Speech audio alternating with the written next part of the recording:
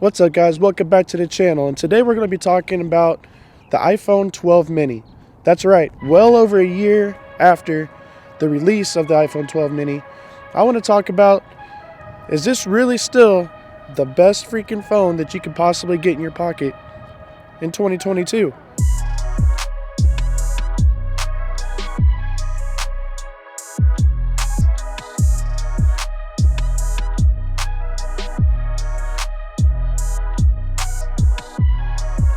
I have to say, without moving any further into this video, I want to say right off the rip, I wish the 12 mini had the same battery capacity as the 12 Pro Max.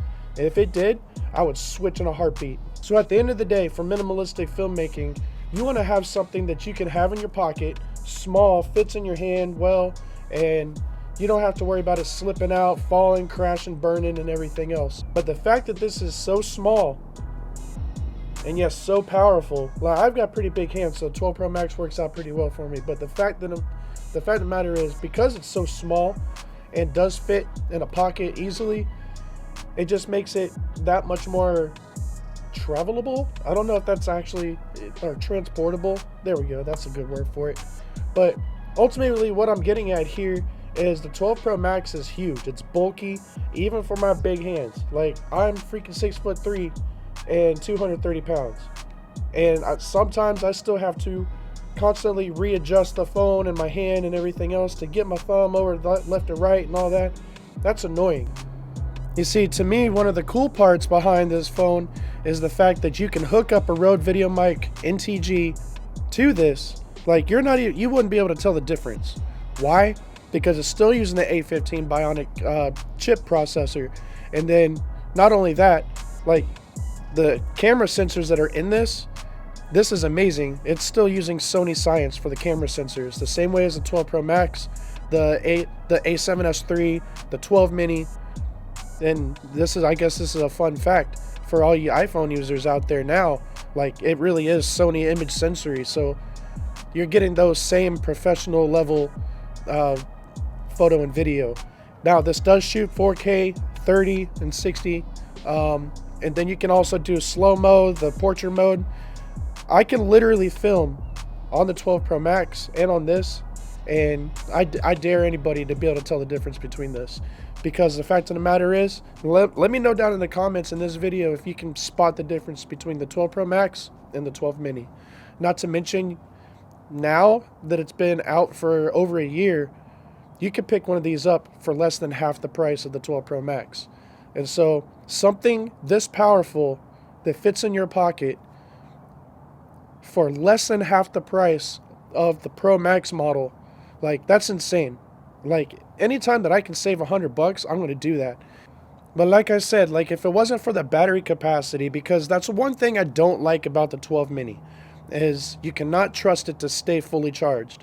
And if you decide to start creating content with the 12 mini, that battery performance is going to drop dramatically. It's going to tank, and that's something I really don't like. I don't like having to bring an external charger or anything else with me. That kind of defeats the purpose of minimizing the gear that you carry with you all the time.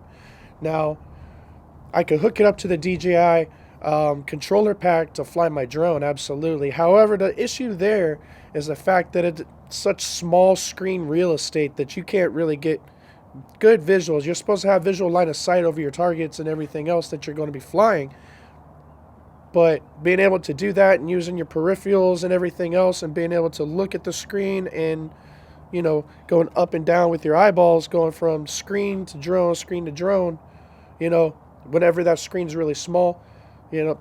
So those are my only 2 points right there of the things that I don't really appreciate about the 12 mini. Everything else other than that, you know, that's outstanding. Look at Samsung and the Google phones and everything else. To get their cheaper phones, you're going to be sacrificing quality.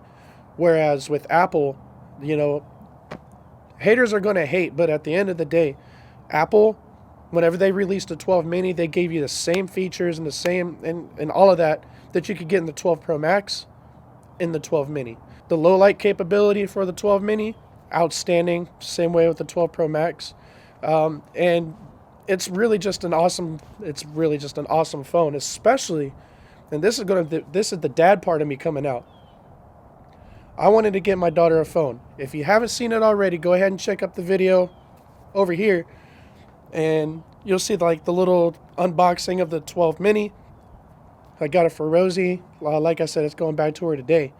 But if I could trade her, I absolutely would.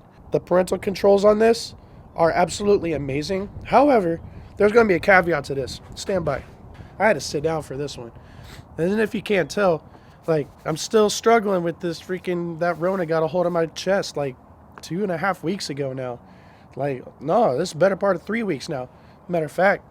And it's still kicking my butt. Like, I don't know. I'm kind of paranoid. Maybe I'll never get my voice back. Smash like if for nothing else, do me a favor, smash like and subscribe for the sheer like willpower. No pun intended, because my name's Will.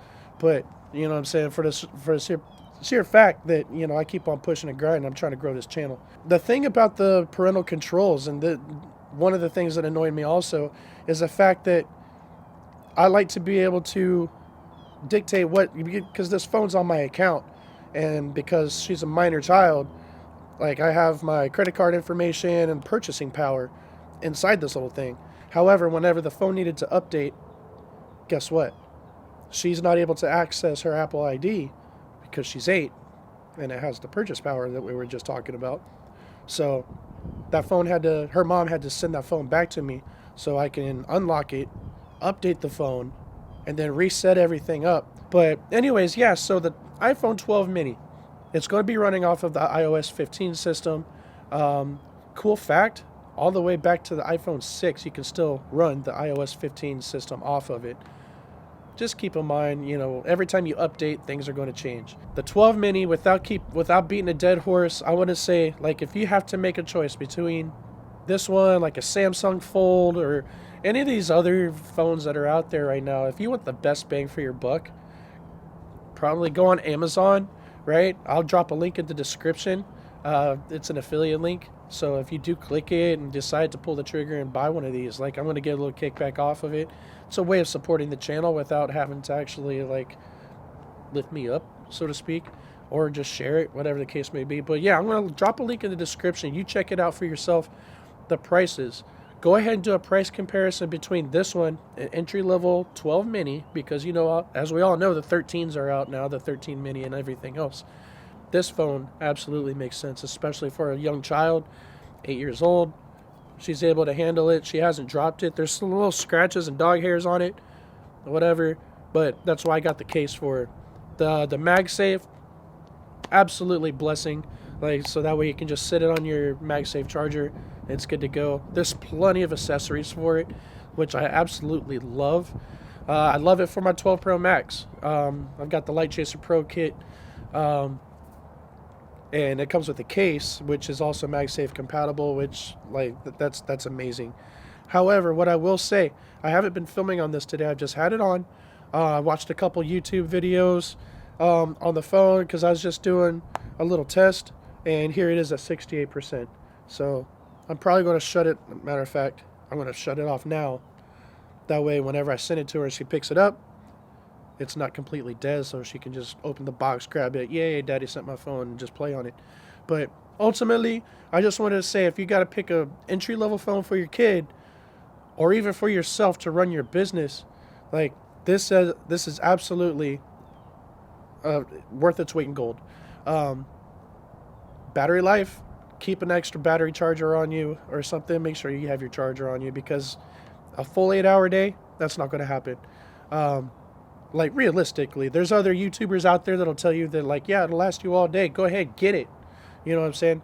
Realistically speaking, keep your charger in your car or in your backpack, whatever the case may be, so you can plug it in at some point during the day.